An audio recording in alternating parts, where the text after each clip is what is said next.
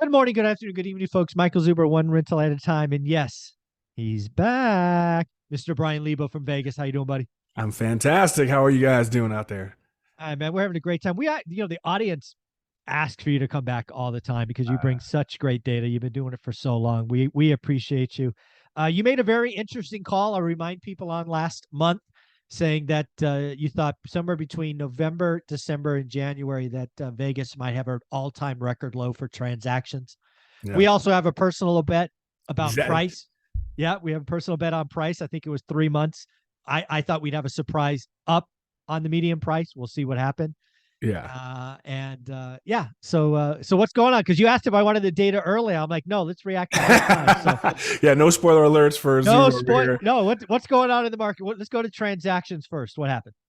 Can I just say, you're so going to lose. You're just so going to lose. You're Sorry, I so think going to I lose can on afford $1. All right. So if we want to talk about transactions, so last month we had discussed the fact, I think we had 1,509 transactions. It means nothing to you guys, but for historical reference, during the pandemic in May of 2020, at our absolute worst, the worst possible moment, we did 1,523. So it was astounding, remember, last month that we managed to sell less homes than we did during the peak of the pandemic. That was pretty mind blowing, right? Wow. And I told you this was just the beginning of it. That You because did. again, November, December, January. January is the worst month for transactions. So if we were hitting 1509, it was guaranteed to descend from there. Okay. So what do you think? What's your guess for November? Well, we're going to be under 1509. I think you're in the There's dude. a little foreshadowing there, right? Yeah, yeah. Little foreshadow. You lead the witness. I'm going Yeah. to go 1357. Ooh, close, man. That was that Oh, was that was strong, man. It's all better than right. your other bet. Yes, we had 1,309 Oh, transactions. all right. Yeah, so a little under even your prediction, All but right. yeah, again, we have a new record. So And again, just so people realize, if we're looking at 18 or 19 pre-pandemic, Vegas is doing, I don't know, what's Vegas doing this time of year? well, I mean, let's put it this way. Last year, we did 3,093 transactions in November. So we were down 57% just from last year. Wow. If we go, what is this? 2020, we did 2,800. If we go pre that, we did 2,219, So 2,100, and even 1,800. from that, we're down roughly 50%, Yeah. even from like a normal year. Yeah. Just a regular Eating. standard average year. Yeah, we're way down, and we're going to be Oh, worse. Like I said, this month, worse. and I think January is going to be pretty rough. Pretty rough. Here's a crazy question. Do you think Vegas could actually do less than 1,000? I don't think we're going to get less than a Okay. thousand. I think we'll do less this month, but I think January's numbers, that's where it's going to be. I Like said we're going to have, 1,100? yeah, remember I said I think we're going to have a month where we hit 1100. I think I predicted that like 3 months ago that by the end of the year. Yeah, it Um, could happen. the market's a little weird, you know. I don't know if we're going to hit 1100 this month. It's really possible, but I would bet January is going to be 1100 for sure. Okay, well, that's transactions. So you nailed it. You've been so right. What about median price? Do we get that surprise uptick And, that and I for you thought guys might out happen there, there? this is our bet. This is the This money. is our Yeah. bet. This is the money bet right here. So just to recapitulate, if you guys didn't watch last month, all right, our boy over here said that within the next 3 months. So this is what, one out of This is three. month one. So this Yeah, is this is first month first one. month of the bet. He bet that there will be a month where the median price actually goes up from here, and I said, hell no, that's not happening. So And the reason that's I the bet. said that is I believe there's a structural difference in how median price is created. But Right. that's why I said it, high, low. But anyways, He's I using his high level sounds mathematics.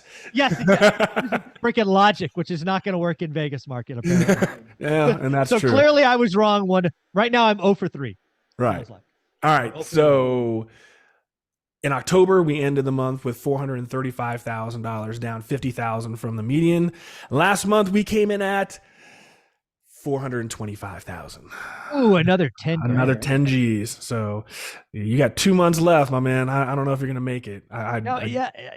Again, I think as transactions go lower, again, this is why I made the call. Yeah. I believe in Vegas, the most pain is above the median. Okay. Me and again, I think Vegas is going to have some massive price drops above the median. 100K price drop on a 700K house will not be uncommon. Okay. But what happens when that 700 sells for 600 is it pulls the median higher, right? Yeah. Of Because it's above the median. course. So I believe, like, as we get into December or January now, because clearly November I was wrong, there's going to be one of those months where the rich people go, I'm out, take it for 600.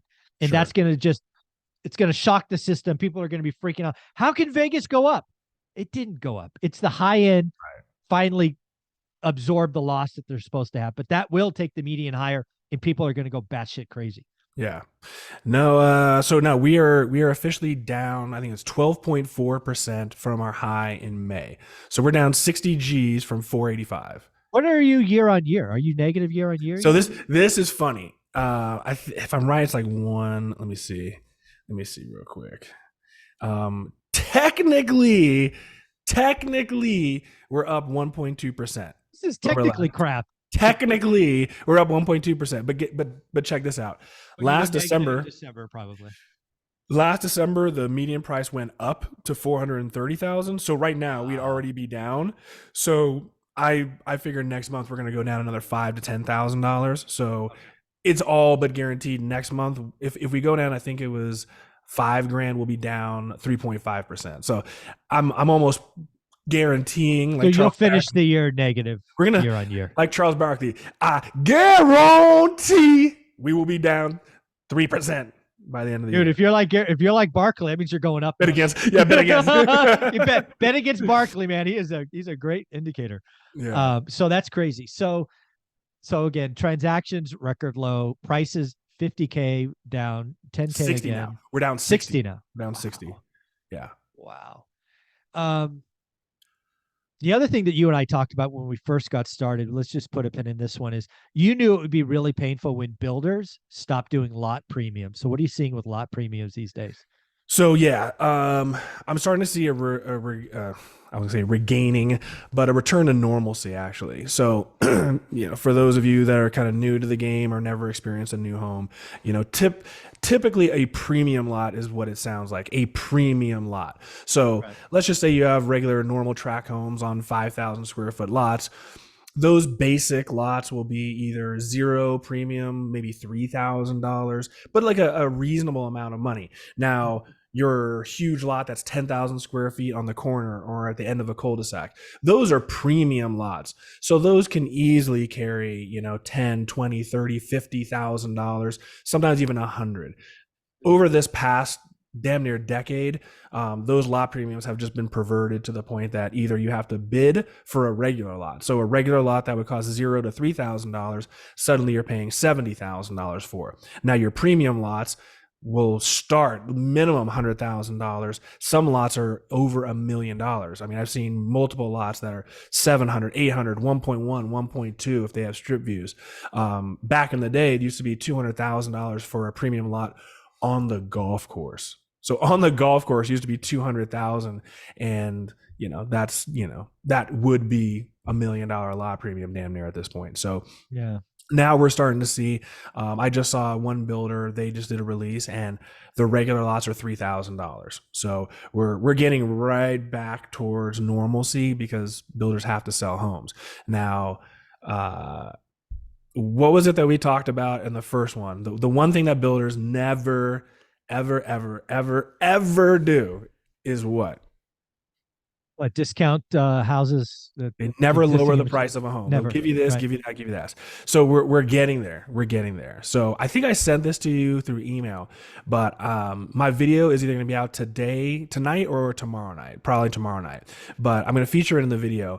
Woodside Homes, which is a huge builder, they have one subdivision where they're selling their model homes. Now, when it comes to model homes, guys, everyone knows that model homes are grossly overpriced and super expensive because they put every option into them. They're very coveted, very desirable. Mm-hmm. So obviously the model homes typically go for substantially more than any other home in the neighborhood. And in many cases, they sell the model home like immediately, and then that owner leases it back to the builder so that they can use it as a sales office and a showpiece. Then they can take occupancy once they sell out of the neighborhood. Well, they had two homes, two model homes that they're trying to sell. They took $163,000 off of one home and $180,000 off of the other home, and both homes are still not under contract. And that What's was the over 2 weeks ago. what price point is that? Like 700, a They were million? in the 800s, so they were in So the that's a 800. 20% haircut. 20%.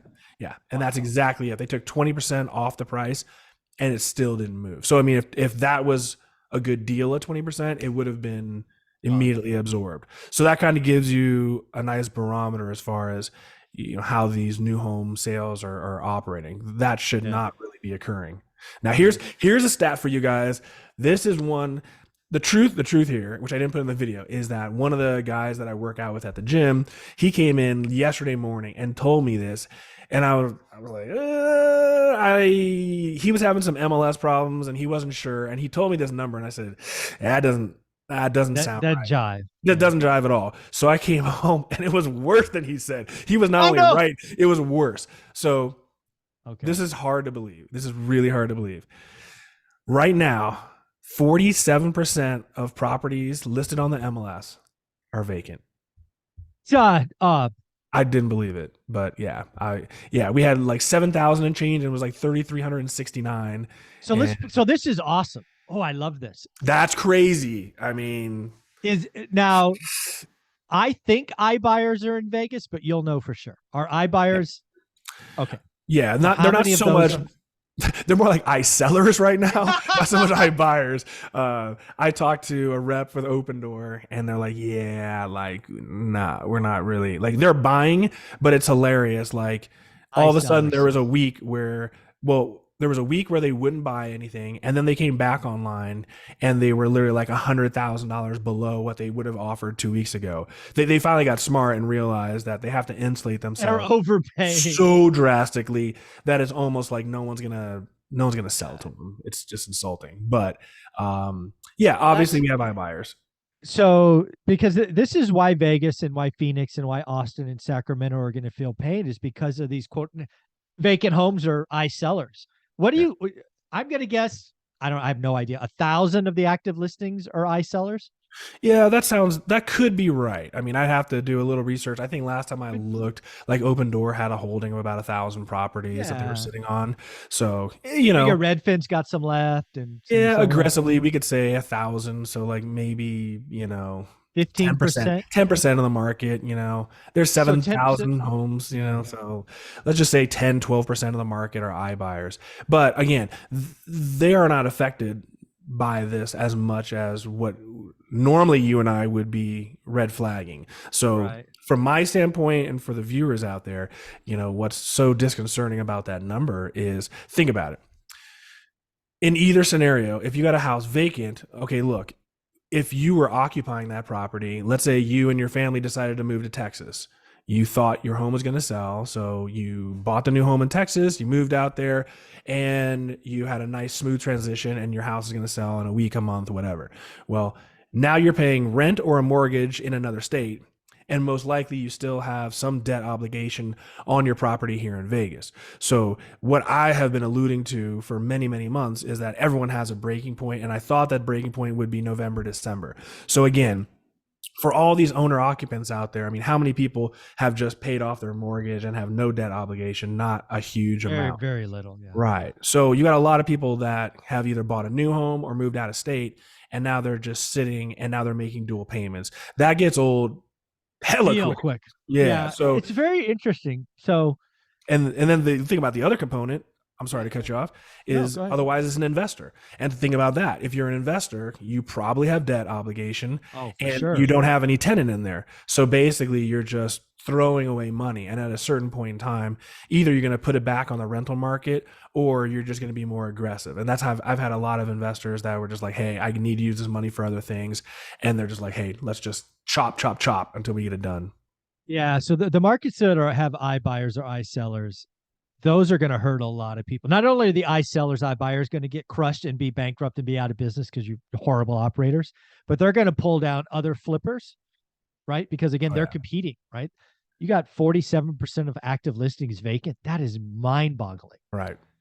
And then I think there will be some people that just become reluctant landlords, right? The person in Texas, it's like, well, my interest rate's 2.8%. I can, I'll stick a renter in there and, we'll Right. sell it in a couple of years.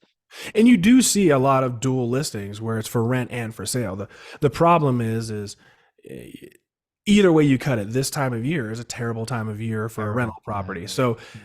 no matter what, no matter how you choose to look at it or what your feelings are on the rental market in general, this is a terrible time of year. Not too many people are looking to rent a place in, during the holiday season. So, Yeah. uh, a lot of those people trying to rent and sell are just going to be caught in purgatory and going nowhere really. So I'm starting to feel like you're telling me that you expect max pain to be kind of January, February, but then that becomes a floor. And then we build out of this maybe sometime next year. It's not going to be 4 or 5 years of just grinding lower and lower and lower. Yeah, I mean, it's really just finding those thresholds, right? I Right. mean, everyone has their level of savings and their pain threshold, and that varies. The reason I thought November, December would make sense is because typically that's the best time of year for deals. And if your agent's worth half a damn, they're going to tell you, hey, look, if we don't get this sold, by mid-October, we're probably not going to get this done till February. That's just pretty good advice. The problem that we may run into is again that just so many people have their head in the sand and just are hoping and wishing. The problem is you go through December, you get into January, and then it's like, well, spring's around the corner, hey. So you might have a little bit of that delusion still seeping in. But again, for the people who have vacant properties, I mean, they're going to have to do something with it. And frankly, I don't see the market really Yeah. heating up in March or April unless interest rates come down towards 5%. I don't think we're going to see any kind of salvation occur early spring. I think it's just the news is going to continue to get worse with December's numbers, January Oh, numbers. yeah. So I could be just early with it. It could get pretty loose in January, February, once we get more bad news. Yeah, I think it's going to continue to get worse. I don't see this market. You don't see a year of declining prices, or do you? Um, Maybe you do. I think it's so. I think the best way that I articulated it was in my last video that I put out on Thanksgiving. I did a whole video where I explain, even though it sounds crazy to discuss this right now, you always want to look 1-2 steps ahead, right? And you got to figure out at some point we all know that we're going to recover. It's inevitable. It's guaranteed. It may sound crazy while we're in the middle of this, but it's guaranteed to occur. So knowing that this is the next step, what do we need to look for in order to see those steps before they happen so we could take advantage of a market before the general population does? We're here talking investment. So as a good investor, we want to beat the crowd. And Absolutely. my feeling is, as crazy as this market is and as bad as this market is, the light at the end of the tunnel is so much brighter than any historical reference that you can make to this, because our inventory levels are still super, super low. So Yeah. the problem is going to be at some point when we turn that switch, there's not a lot of homes to choose for. And then you have people that have been sitting on the sidelines for a year and a half. The market's going to recover very strong, very quick whenever that does happen. So Mm-hmm. to me, the problem that you run into is looking forward down the road, like what is going to spur people to be willing to come out. And I think the first line of buyers are going to be investors. Typically in this kinds of market, investors are the ones astute enough to Sure. realize things make sense. Let's jump in. Because again, for us, if it makes sense today, it only makes more sense tomorrow. Yeah, So we're not as interest rate sensitive. If it makes sense at 8%, it makes sense. right. If it makes sense at 10, it Right. makes sense. Yeah. Right. So I think when I looked at the numbers from January, I mean, look, interest rates were so low that very well could have pushed prices higher than they should have been, because that price threshold where we hit was predicated on historic low interest rates. If interest rates were at 5%, not 3, would we have actually ever reached that quite of a high? Probably not. So even taking the high that we had in May, right? Like Vegas was 485. Mhm. I looked at it and basically where we're at is in order for us to get payments, because again, what I try to explain is this is America. It's not about the price of a Payment. damn thing. Payment. It's about the monthly output.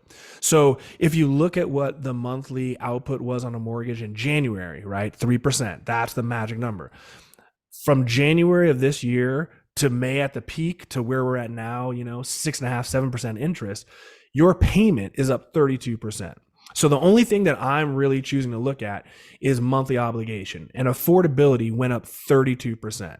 And like I tried to explain, there isn't any consumer product that can do well when you go up 32% in like 6 months, let alone No, a it's year. crazy. No one can afford, especially when that is your number one expense, right? That's your biggest expense, and your biggest expense just went up 32%.